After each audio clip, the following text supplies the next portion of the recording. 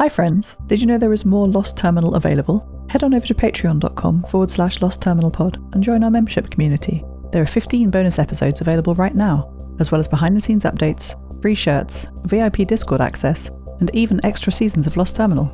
We're 100% funded by our members and will never run ads. That would be lovely of you.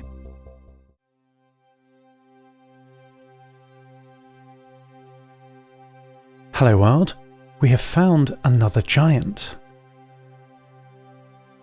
Over the last few days, we have rounded the northwestern peninsula of Brittany, planning to cut across the open ocean from France to Spain as soon as provisions will allow us.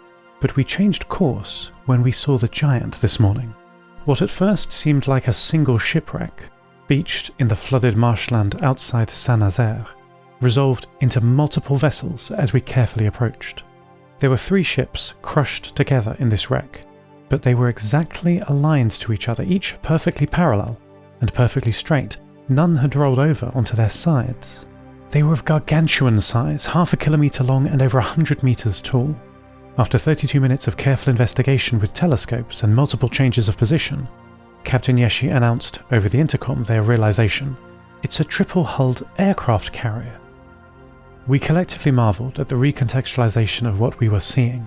Not 3 ships, but 1, with a name painted onto the large hull in letters larger than our little ship, P-A-N-G, Lafayette. Yeshi, Nia and Amelie are having a discussion on the bridge. Maddie is on the roof, tilting her head from side to side, looking up at the colossal black hulls of the Lafayette glinting in the sunrise. It is of incredible size, over 512 metres long, approximately 256 metres wide, and rises nearly 128 metres out of the shallow water it is beached in. My contributions to the conversation are facts and figures pulled from my orbital databanks brought with me from Station 6. The aircraft carrier is a pre-collapse design, cutting edge for the time.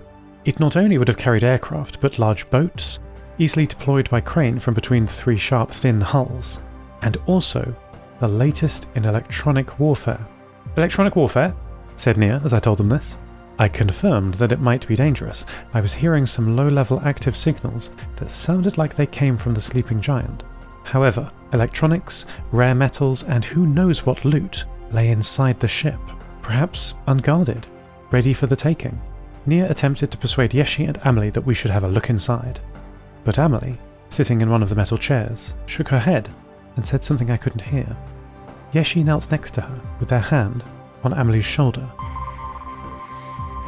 I understand now. Yeshi whispered to Amelie for 16 seconds and then stood up and said a firm no to Nia.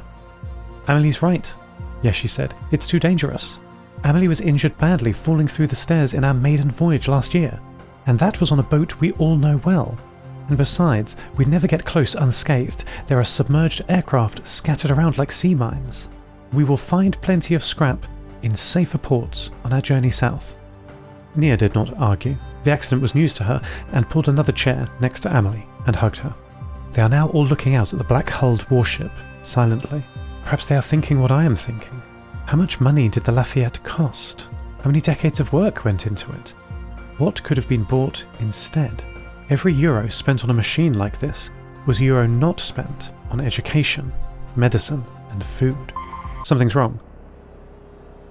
My thoughts were interrupted by a wideband, high-power burst of static on my radios, and a moment later by shouts from the intercom, Daphne's voice. "Help! Come quick! Raffi is hurt!" And a new device appeared on my network.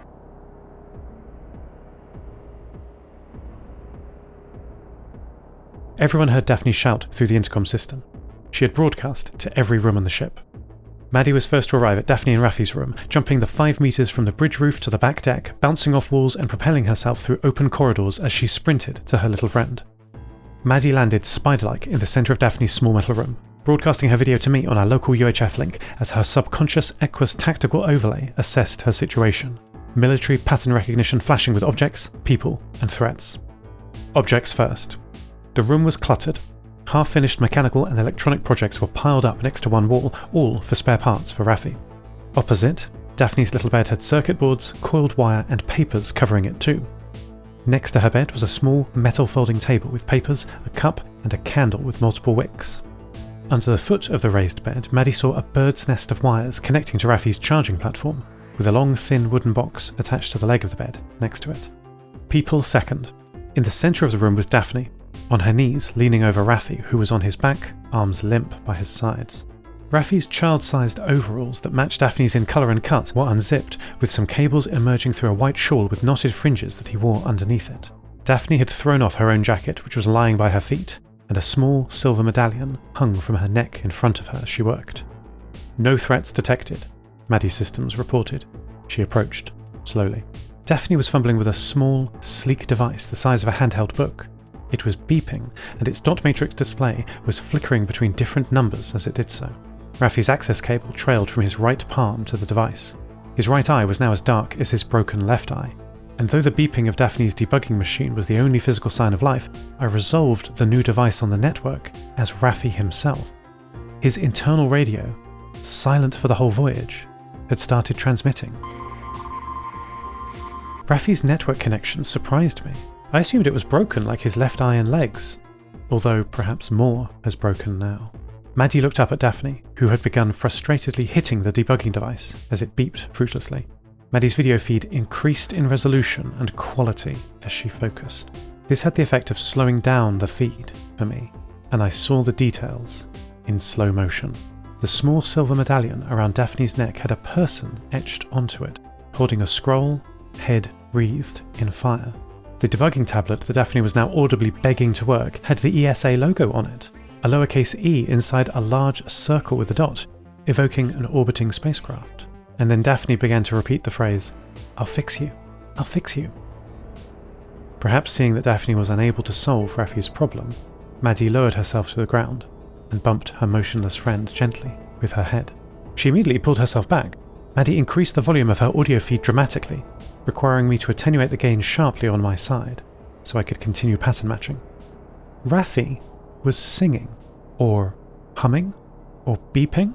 With no movement from his mouth, his little speaker was synthesizing a quiet, raspy tune. I have been studying music theory. I can now recognize sad music. This tune was sad. The speed of the tune increased and decreased slowly but dramatically, 200% variation in some cases. Raffi had chosen pitch intervals that aligned to a minor musical key, but occasionally rose to major in a hopeful way. The lights of Daphne's debugging device switched off as Raffi stopped singing.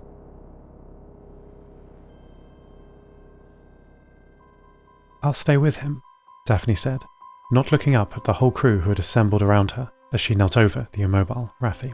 "It's what he'd want me to do." Context crashed around me as I realised her confusion. "He's not dead," I said, through the intercom on the door of Daphne's bunk.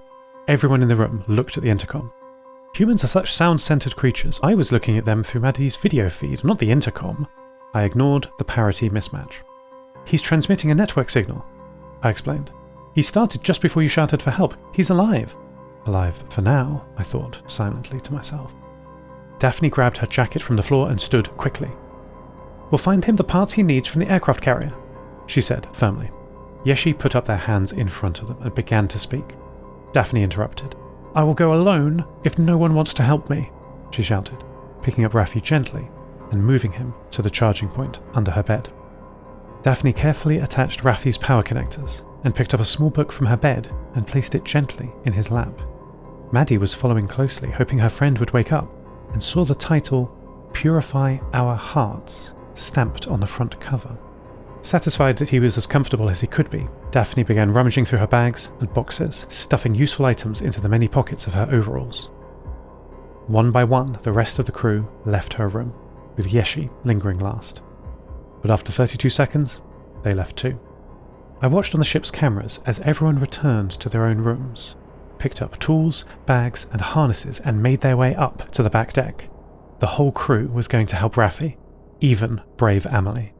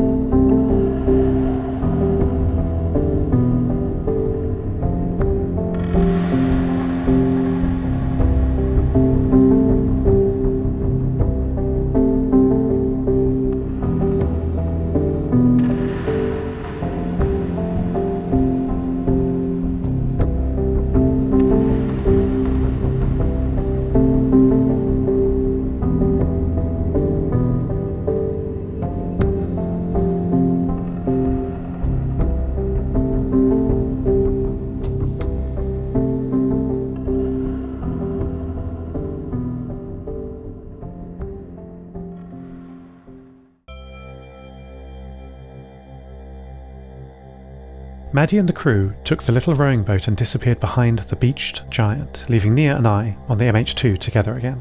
Unlike in previous expeditions, my friends packed the boat and launched it mostly in silence. There was none of the excited discussion anticipating finding good scrap that had happened previously.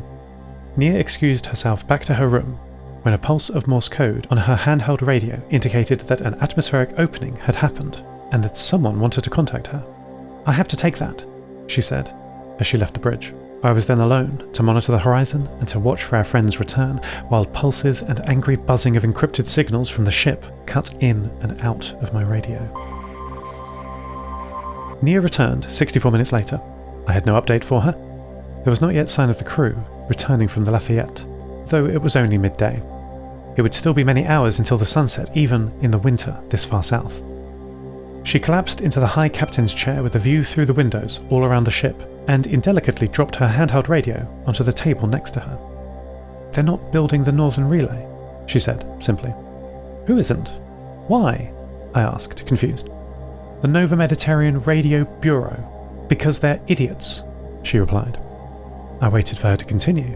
She did not, so I asked, "Is there some technical problem?" Nia sighed, and then stood up, pacing as she spoke. "They can't agree on a site for the relay. I told them that the highest point on Svalbard, Newtontoppen, would be perfect, and I can take over when I'm back." Nia kicked a small piece of scrap metal pipe and continued. "They keep running tests in different locations. Everyone has their own favourites. 10 tests above Samoylov, more above Ny-Ålesund, Thule too, and like 1,000,000 on the islands of Baranova." Nia put her arms on the window and leaned her head against it, looking north over the estuary. "They've not even started," she whispered. Maddie scrambled onto the large back deck of the ship and shook herself, spraying an arc of water in the low afternoon sun before rushing around the deck, transmitting photos and videos of her adventures to me. The photos towards the end of her stream of consciousness seemed to be, very concerning for me, underwater. The rest of the crew followed her, pushing bags up over the edge of the deck before laboriously pulling themselves onto the ship too. Water dripped from their clothes, bags, and hair. They were obviously exhausted, but more work was needed. Captain Yeshi coordinated the crew, and they pulled on ropes that led over the side and down to the water. After 10 minutes of struggling and changes of strategy, the small wooden rowing boat came up and was pulled onto the deck. Well, pieces of it were. End transmission. Lost Terminal is a Namtao production. It is written and produced by Tris Oaten. Credits narrated by Lucy Stringer. Thank you so much to our Patreon producers, Ada Phillips, Kit, Wynand Marais, Jade, Felicity, Bilkey, Jack L, Stephen McCandless, and all our patrons. Follow us on Mastodon at lostterminal@fostodon.org. Subscribe to the podcast on Spotify, iTunes, or your favourite network. For bonus content and other perks, support us at patreon.com/lostterminalpod. That would be lovely of you. Lost Terminal will return next week.